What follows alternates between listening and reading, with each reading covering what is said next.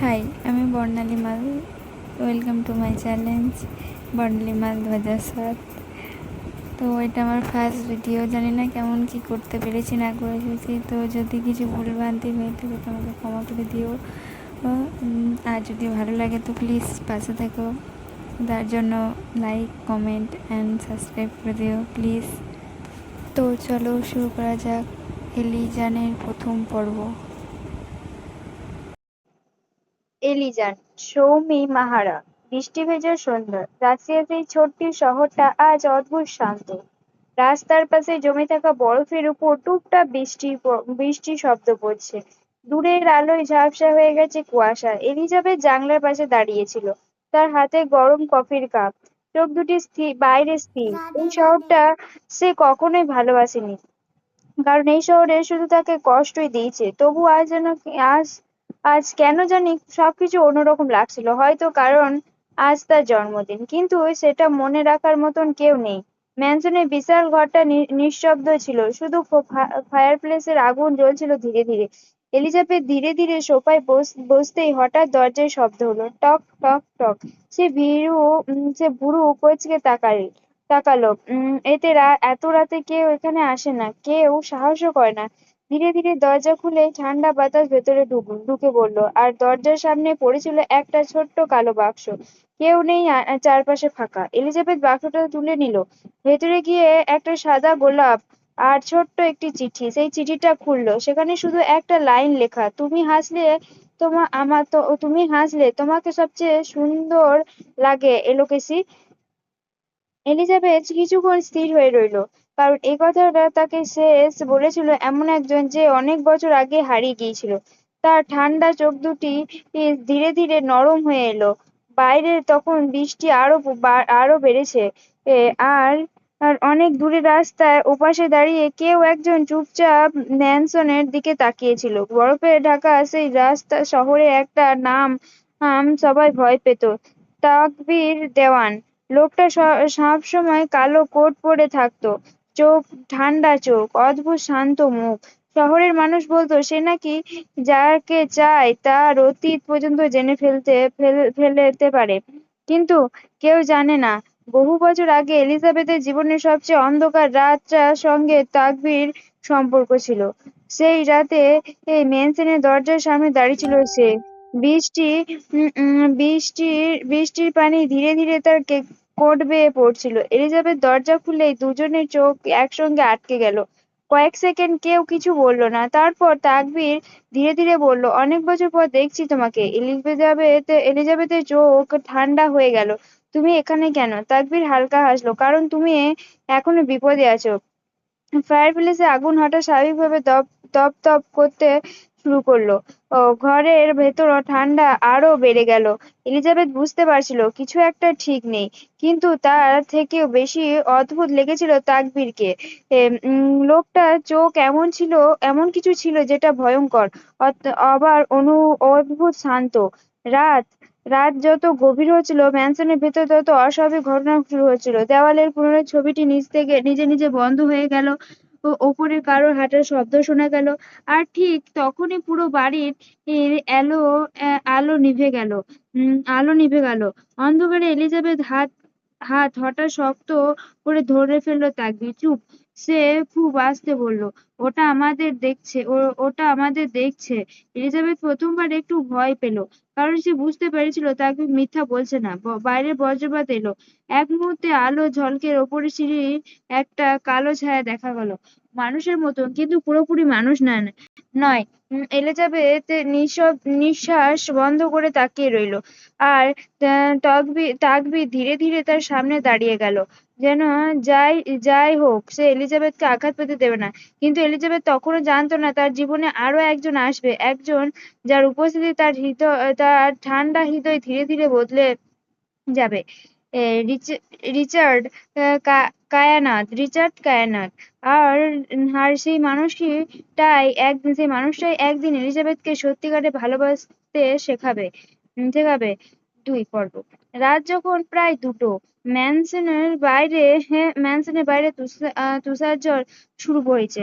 জানলার কাছে বারবার বরফ আছড়ে পড়ছে। পুরো বাড়িটা অদ্ভুত নিস্তব্ধ।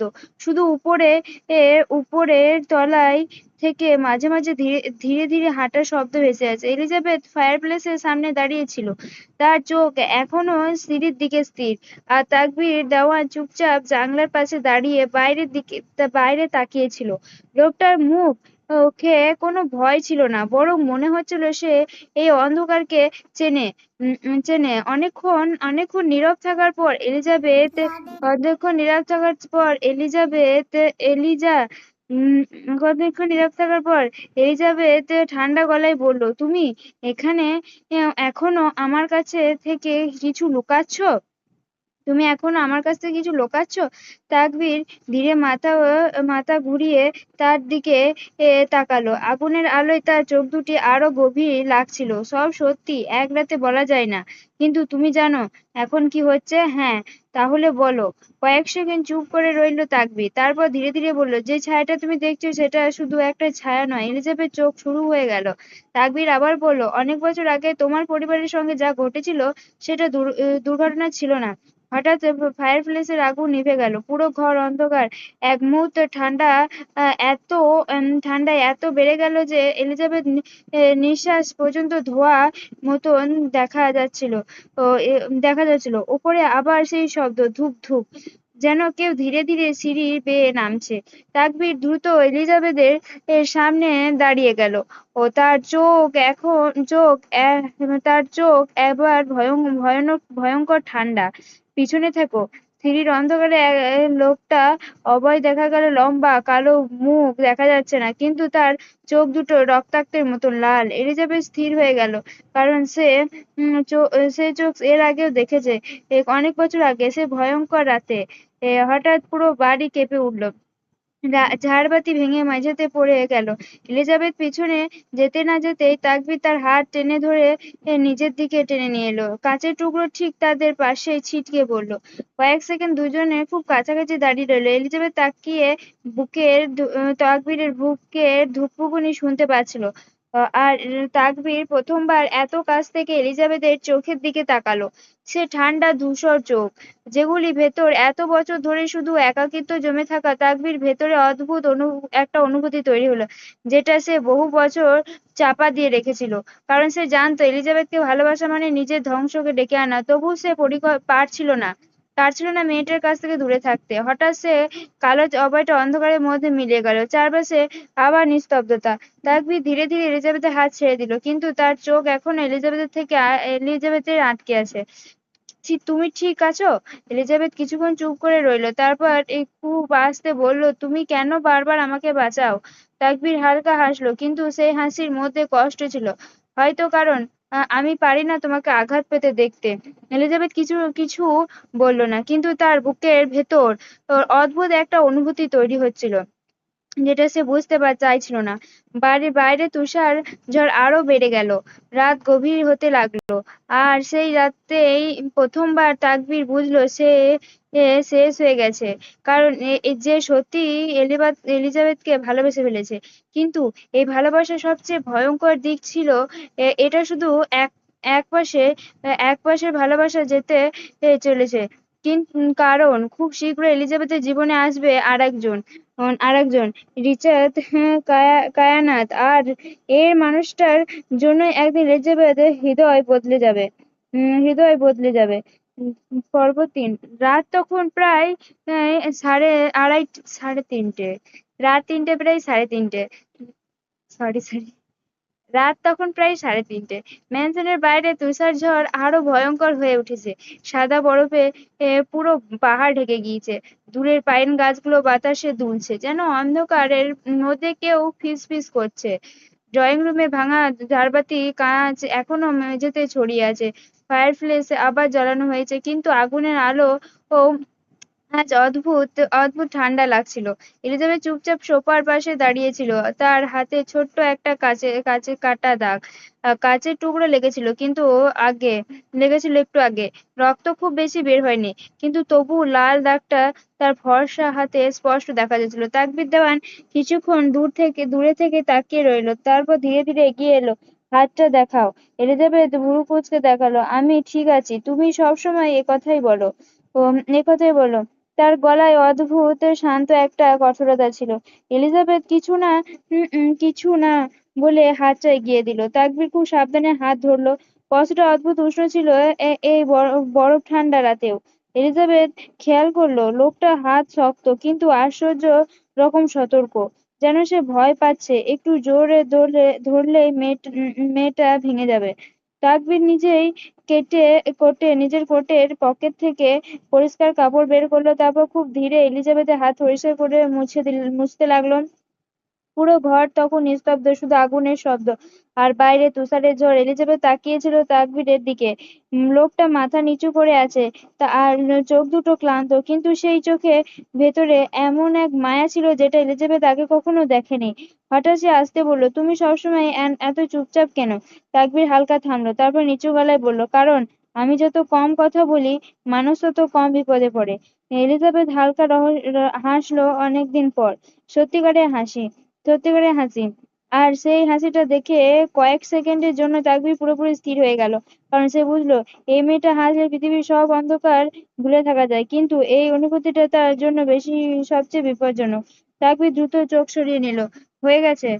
সে হাত ছাড়তে যাচ্ছিল, কিন্তু এলিজাবেথ অজান্তে তার হাতের কবজি ধরে ফেললো। দুজনেই থেমে গেল। আগুনের আলোয় তাদের চোখ একসাথে আটকে রইলো। কয়েক মুহূর্ত কেউ কিছু বলল না। এলিজাবেথ নিজেও কি বুঝতে পারছিল না কেন সে হাতটা ধরেছে। হয়তো কারণ অনেক বছর পর প্রথমবার তার মনে হয়েছিল সে একা নয়। তাকবীর ধীরে বলল, এলিজাবেথ, তার গলার এমন কিছু ছিল যেটা আগে কখনো ছিল না, নরম, ভাঙা আর ভয়ঙ্কর সত্যি। এলিজাবেথের বুকের ভেতর কেমন যেন কেঁপে উঠল।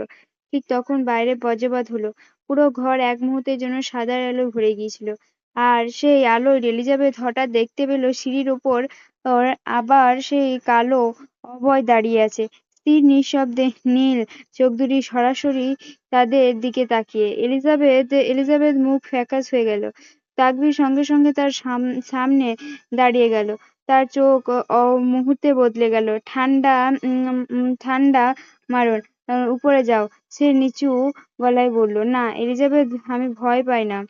এলিজাবেথ বলল, আমি ভয় পাই না। তাকবীর কয়েক সেকেন্ড তার দিকে তাকিয়ে রইল, তারপর খুব আস্তে বলল, আমি জানি। তাহলে আমাকে দূরে সরিয়ে রেখো না। কথাটা শুনে তাকবীরের বুকের ভেতর অনুভূতিটা ব্যথা হলো, কারণ সে